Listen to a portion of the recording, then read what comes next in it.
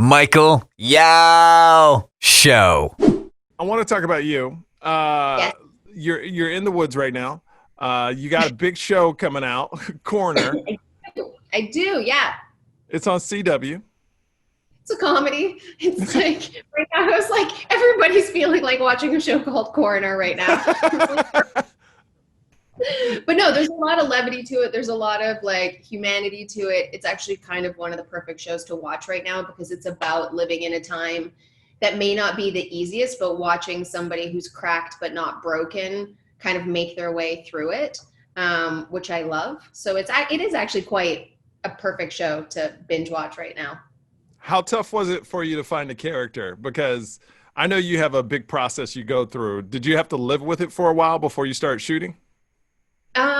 Yeah, I mean, I'm a bit of an autodidact, so I went in and like read everything I possibly could. And then I did, because my character suffers from mental illness, she suffers from anxiety and panic attacks.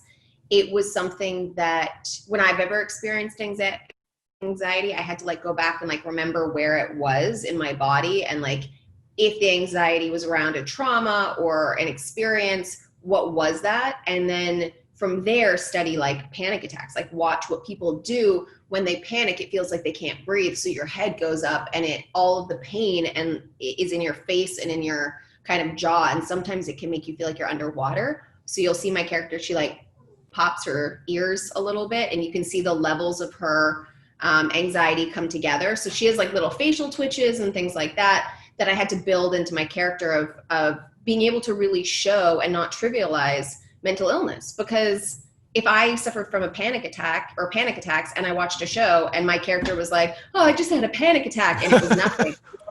Like, what are you doing? That's not representing who I am. And we need to represent all levels of mental illness, not just the ones that we see, where somebody's in an insane asylum or being like, that chick's crazy. You're like, no, we all can cry our eyes out and be having the worst day ever. And somebody calls us and we go, hey, how are you? Good? You know what I mean? We have the capacity to compartmentalize. And so showing a character that can do that is, I think, really important. And then I went and saw an autopsy just to make sure.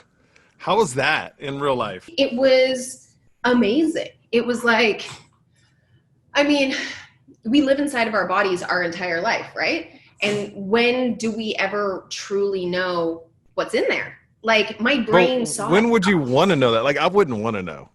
Like I don't want to see. No, I would never see an autopsy. But really?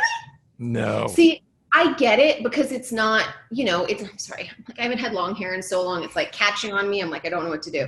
I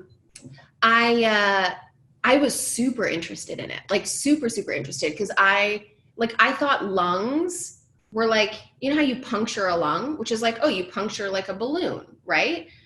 A lung looks like a tomato when you slice it. It's not hollow. Like that type of shit. I'm like, that's in here and I don't even know what it looks like. And when they like cut open the skull and then they pull out the brain, my brain and the brain sat there and I was like, yo, that's you. And my brain was like, that's me. So you weren't grossed out at all? So no, but there was a moment where at the beginning where you have to separate between the human and the being. It was really hard for me for the first little bit when they were together because that was a person and it was a life and it was, a son or a daughter or a father.